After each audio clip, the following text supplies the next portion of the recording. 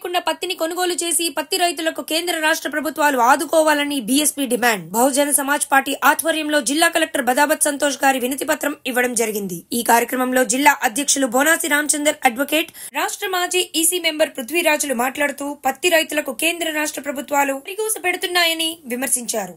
రైతులకు యూరియా ఇచ్చే సమయంలో కేంద్ర రాష్ట్రం ఒకరిపై ఒకరు నెపం నెట్టుకుని రైతులకు యూరియా సరిగ్గా ఇవ్వడం లేదని మండిపడ్డారు.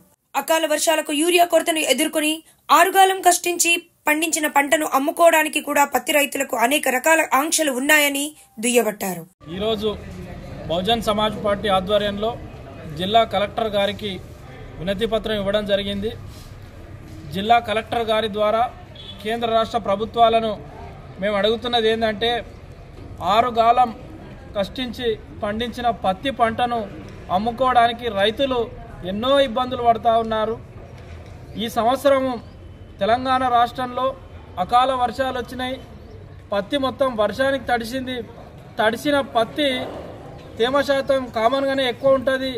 ప్రభుత్వము మానవతా దృక్పథంతో రైతులను కాపాడుకునే దృక్పథంతో ఆ పత్తిని కొనాలి. కానీ ప్రభుత్వమే కొర్రీలు పెడుతూ 8% నుంచి 12% ఉంటేనే కొంటా అంటే, మరి వర్షాలైతే రైతు కోరి తెచ్చుకునేది కాదు కదా. ఎందుకు ఇక్కడున్న కేంద్ర రాష్ట్ర ప్రభుత్వాలు ఆలోచిస్తలేవని బహుజన్ సమాజ్ పార్టీగా మేము డిమాండ్ చేస్తూ ఉన్నాం. తేమ శాతం 13 ఉన్నా, 14 ఉన్నా, 15 ఉన్నా, ఎంత ఉన్నా ప్రభుత్వము కొని. అందరికీ నమస్కారం. నాగర్ కర్నూలు జిల్లా కలెక్టర్ ఆఫీస్ దగ్గర బహుజన్ సమాజ్ పార్టీ ఆధ్వర్యంలో కలెక్టర్ గారికి మెమో ఇవ్వడం జరిగింది. మరి ప్రధానంగా పత్తి రైతులు వర్షాల కారణంగా చాలా లాస్ పోయినరు. దాని తర్వాత తేమ పేరుతోటి మరి అక్కడ ఉన్నటువంటి గవర్నమెంట్ CCI వాళ్ళు పత్తిని కూడా ఆపేసిండ్రు. కాబట్టి ఈ రోజు నుంచి కూడా మరి వాళ్ళు A1 తర్వాత A2 అనేటువంటి ఒక సిస్టమ్ పెట్టి పూర్తిగా మరి రైతుల దగ్గర నుంచి పత్తి కొంటలేరు.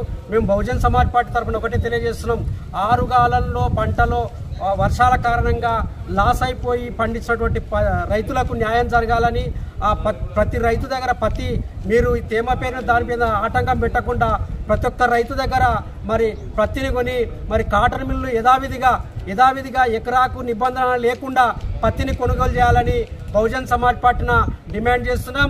అదేవిధంగా మరి ఈ యొక్క రాష్ట్రంలో మరి పరువు హత్యలు జరుగుతున్నాయి. నిన్న షాద్నగర్లో జరిగినటువంటి హత్య మేము బహుజన్ సమాజ్ పార్టీ తరఫున తీవ్రంగా ఖండిస్తున్నాం.